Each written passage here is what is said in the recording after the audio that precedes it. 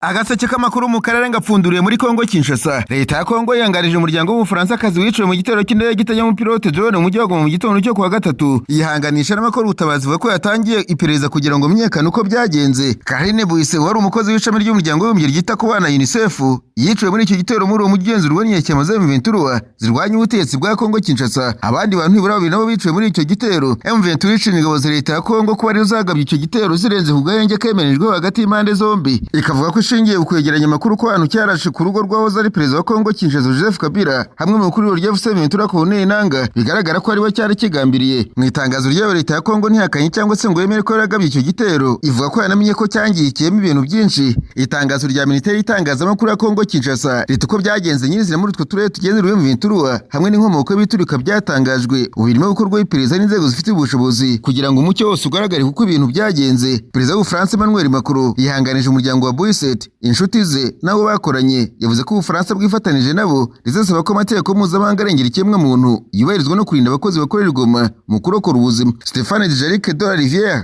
Umufaransa uvugira umunyamabanga mukuru Loni yavuze ko abakora ubutabazi batagomba na rimwe kuraswaho. Amerika yihanganije umuryango wa Boyset nabo bakoranye, isaba impande zose kubahiriza kurinda UN n'abakozi bakora ubutabazi. Itangazo ku rubuga nkoranyambaga rwa X ryo bya Amerika byita ku bibazo bya Afurika riti bitera umuce bitubona abasivile ntibyakwihanganirwa. Leta z'umwe za Amerika ziteze ko impande zose ziri mu ntambara zubahiriza ibyo ziyemeje. Hanyuma ariko kandi Repubulika ya Demokarasi ya Kongo yatangaje ko yafunguye uruganda cyangwa se rafineri rwa mbere muri iki gihugu rutunganya zahabu. Urwo ruganda rwiswe DRC Gold Refinery SA rwafunguye umujyi wa Karubi mu ntara Tanganyika, rufite ubushobozi bwo gutunganya hagati y'ibiro 560 bya zahabu ku kwezi nk'uko byatangajwe na Ministeri ya Mine. Kongo Kinshasa ni kimwe mu bihugu bikungahaye ku mabuye y'agaciro cyane ku isi, ariko ubutegetsi bwayo bwagiye bunenga imicungire mibi no kunanirwa kuyabyaza umusaruro mu nyungu za rubanda. Minisitiri wa Mine Louis Watumu Kabamba yavuze ko uruganda ruri mu muhati wa leta wo guhindura umutungo kamere ko nk'inkingi ikomeye y'iterambere ry'ubukungu n'ubwigenge bw'iki gihugu. Iyi ministeri ivuga ko kubera iyi rafineri ku nshuro ya mbere Kongo igize ububasha bwo gutunganya amabuye yayo y'ingenzi izabasha kugena igiciro cyayo yatunganije mbere yo kugera ku isoko. Iyi ministeri yavuze ko iyi rafineri ifite ubushobozi bwo gutunganya zahabu kugera ku rwego rwa nyuma, aho isohoka ari imitambiko izwi nka lingot d'or cyangwa se gold balls ijyanwa ku isoko. Zahabu nyinshi idatunganyijwe ya Kongo igera ku masoko mpuzamahanga cyane cyane mu mujyi burasirazuba bwo hagati mu buryo bwa magendu. Ubutegetsi bw'iki gihugu bwagiye bushinja leta y'u Rwanda nayo ifite rafineri gutera Kongo ikurikiye mu y'agaciro yayo, ibyo u Rwanda ruhakana rukavuga ko ari ibinyoma bidafite ishingiro. Kinshasa ivuga ko iyi rafineri ya zahabu igiye kurengera inyungu z'igihugu maze amaherezo umutungo kamere wungukire byuzuye Rwanda rwa Kongo Kinshasa. Ibihugu bikize byo mu burengerazuba nibyo bifite ijambo ku bucuruzi bwa zahabu n'andi mabuye y'agaciro ku masoko mpuzamahanga kubera ibyemezo by'ubuziranenge cyangwa se certifications bitangwa n'ibigo by'ibyo bihugu. Agaseke k'amakuru mu karere ngapfunikire nkunda abanyamakuru bakoze bamwe no barandika banazwe Jean Guillaume Uyonoza Minisitiri w'Intebe w'u Burundi yafunguye mu myaka 3 yari amaze afunzwe. Amakuru y'ifunguro ryemejwe n'umwe mu bantu hafi ye, umwe mu bayobozi bakuru b'ishami ry'iperereza mu Burundi nawe yemereye bizi kuri mugabo yafunguranywe n'abandi bantu barirwa mu 10 kubera impamvu z'ubuzima. Icyakora andi makuru avuga ko Bunyoni yaba yarekuye ku busabe bwa leta ya Tanzania by'umwihariko ishyaka Chama cha Mapinduzi riri ku butegetsi. Bunyoni yari atawe muri yombi mu myaka 3 ishize mbere yo gukatirwa igifungo cya burundu. Byari nyuma yo guhamwa ibyaha birimo guhungabanya umutekano w'igihugu,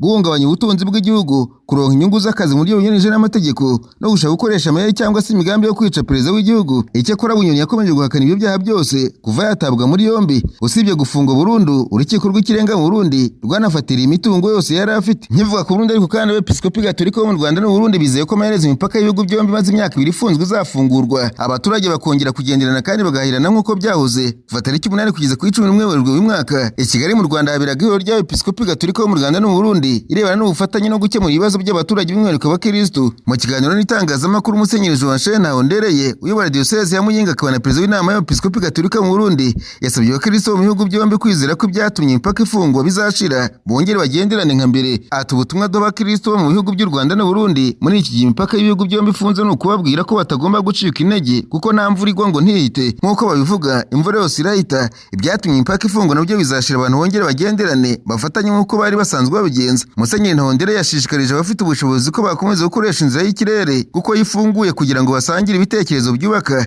imishinga yo kwiteza imbere no gushimangira amahoro hagati y'u Rwanda n'u Burundi. Ariko Episkopi wa Kigali akaba na perezida w'inama y'Episkopi Gatolika mu Rwanda Antoine Kardinali Kambanda yagaragaje ko bagenzi babo mu Burundi bageze Kigali bakoresha indege, ibyo bikaba ikimenyetso cy'uko mu bihugu byombi badashobora gutandukana. Kardinali Kambanda mu itangazamakuru bamusubiramo ati n'ubuhamya bukomeye bw'uko tugomba gufatanya tugashaka igisubizo tukabikora turi abantu bumvikana kuko dufite inyungu yo kubana neza kurusha kubana nabi. Leta y'u Burundi yafunze imipaka muri Mutarama mu myaka 2 ishize isobanura ko yabikoze kubera impamvu z'umutekano nubwo ingendo zo mu kirere zihuza ibihugu byombi zikomeje guhahirana n'imigenderanire hagati y'abaturage babyo byarahungabanye ku buryo bukomeye. Muri Afurika mabwire ko imyuzure n'inkangu byishe abantu barenga 50 mu gihe fa Ethiopia, abantu barenga 50 bishwe n'imyuzure n'inkangu byatewe n'imvura nyinshi yaguye mu karere ka Gamuzone mu gihe fa Ethiopia nk'uko abatetsi babo babitangaje. Abatetsi batangaje ko benshi muri abo bantu bapfiriye mu turere tw'imisozi miremire aho ubutaka bw'imisozi yanamwe bwatose kubera amazi bugahirima nyuma y'imvura nyinshi yari imaze iminsi igwa. Abandi barenga 50 baburiye irengero. Abatetsi bashishikarije abatuye mu duce tw'amanegeka gufata ingamba zo kwirinda. Mu minsi yavuba ishize imvura nyinshi yateje imyuzure myinshi yenshi muri Afurika y'Iburasirazuba. Abantu barenga 40 barapfuye muri Kenya yani imbibi na Ethiopia. Ibigo biteganyije bivuga ko imiyaga ikomeye irimo kurushaho kugira imbaraga muri aka karere. Ku ruhande rumwe bitewe n'ihindagurika ry'ikirere, guverineri wa leta y'akarere k'amajyepfo ka Ethiopia yihanganije imiryango yabuze ababo. Mu itangazo yasohoye ku rubuga rwa Facebook ku mugoroba ku wa kabiri ubwo bapfuye bari bakiri 30, guverineri Tirahu Mukebede yaravuze ati mu izina ryanjye bwite no mu izina rya leta y'akarere mbabajwe cyane n'urupfu rw'abantu 30 bitewe n'inkangu y'imyuzure mu misozi miremire ya Gamuzone kubera imvura nyinshi. Abategetsi bavuze ko ibyago byakurikiye imvura nyinshi yari imaze yigwa mu turere dukikije ako karere. Hanyuma mubwire kandi ko umwana w'umuherezi wahoze ari perezida wa Zimbabwe ufungiye muri Afurika y'Epfo yatunguye urukiko ku wa gatatu yisubiraho ku busabe bwo gufungurwa by'agateganyo. Belamine Mugabe afunzwe ukekwaho ibyaha birimo kugerageza kwica nyuma y'uko umusore w'imyaka 23 arashwe agakomereka mu rugo Belamine abamo i Johannesburg. Mu rukiko ku wa gatatu Belamine yari yaje kuburana ku busabe bwo kurekurwa by'agateganyo yaratunguranye ku bwo busabe ahubwo yemera kwinjira mu byo kumvikana n'abashinjacyaha. Belamine Mugabe w'imyaka 28 arareganwa n'umurinzi we bwite. Urubanza rwe rurimo gukurikiranwa na benshi muri Afurika y'Epfo na Zimbabwe ruzakomeza mu cyumweru gitaha. Kugeza uyu muhungu muto wa Robert Mugabe wategetse Zimbabwe imyaka 37 ntabwo aremera cyangwa se ngo hakane ibyaha aregwa. We n'abakuru be babiri na nyina Grace Mugabe aheniwe muri Afurika y'Epfo kuva se yavanwa ku butegetsi 2017 agapfa imyaka 2 nyuma yaho. Belamine n'abakuru be mu mezi ashize byatangaje ko birukanwe muri apartment yenze cyane babagamo mu gace gakize ka Sandton Johannesburg nyuma y'uko abaturanyi birimiraga ko bateza urusaku. Vuba aho bavanywe bagiye bagirana ibibazo byinshi n'amategeko. Muri 2024 Belamine yarafunzwe ashinjwa gukubita umupolisi mu mujyi wa Belesbridge muri Zimbabwe hafi mu mupaka na Afurika y'Epfo. Mu mahanga y'urushinzwe iperereza imbere muri Amerika FBI byakoze inyandiko iburira ko Iran ishobora kugaba igitero gitunguranye kuri leta ya California nk'uko ikinyamakuru SBS muri Amerika kibitangaza. Abashinzwe iperereza mu nzego z'umutekano za Amerika na California babwiye icyo kinyamakuru ko nta gihamya cyangwa se amakuru yihariye agaragaza ko icyo gitero cyegereje. Bavuze ko iyo nyandiko ishingiye ku makuru yatanzwe mbere y'uko amakimbirane na Iran arushaho gukaza umurego. Guverineri wa California Gavin Newsom yanditse kuri urwo rwa X ati nubwo nta makuru dufite agaragaza ko hari igitero cyegereje muri iki gihe twiteguye guhangana n'ikibazo cyose cyabaho kuri leta yacu. Abajwe kuri ayo makuru ari ku kigo cy'indege cya gisirikare cya Joint Base Andrews, Perezida wa Amerika Donald Trump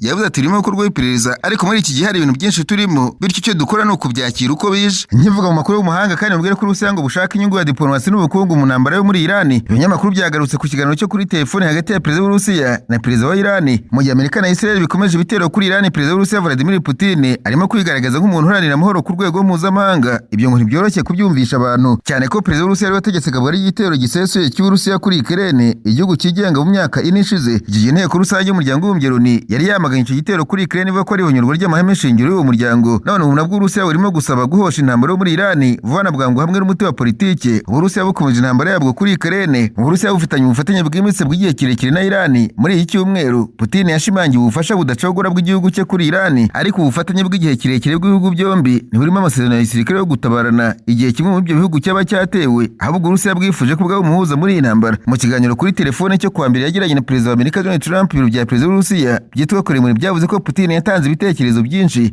bigamije kugera ku muti wose wa diplomasi w'intambara yo muri Iran hashingiye ku bintu birimo kuganira n'abatetsi b'ibihugu byo mu kigobe cy'Abarabu. Perezida wa Iran n'abatetsi b'ibindi bihugu ku ruhande rw'Urusiya ni amahirwe yo kwimenyekanisha neza mu kigobe n'uburasirazuba bwo hagati no kwigaragaza nk'igihugu gikomeye gifite ijambo. Ni umwanya wo gushimangira umubano wabwo na Amerika. Kremlin ishishikajwe no kugumana umubano mwiza w'imikoranire na Trump.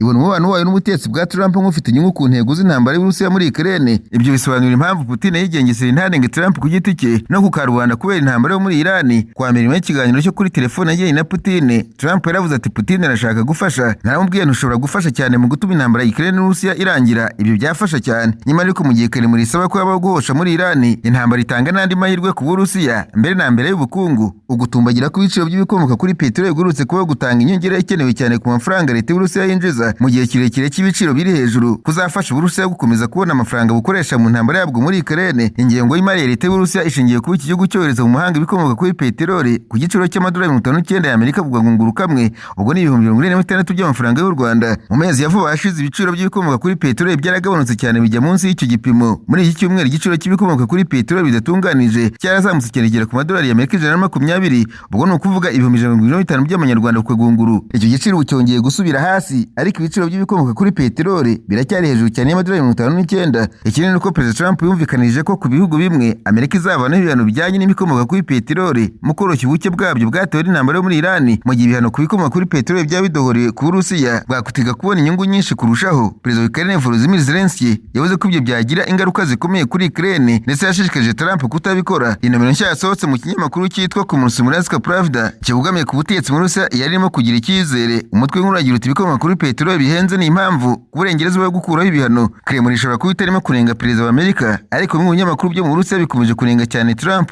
n'intambara yo muri Iran. Inomero yasohotse kuwa kabiri ikinyamakuru cy'inkuru za byacitse cyitwa Moskovski Komsomolets igira iti perezida w'amahoro yataye umutwe nta kindi, umwami w'abami nta myambaro afite, cyangwa se ahubwo ntekereza ko nta bwenge afite.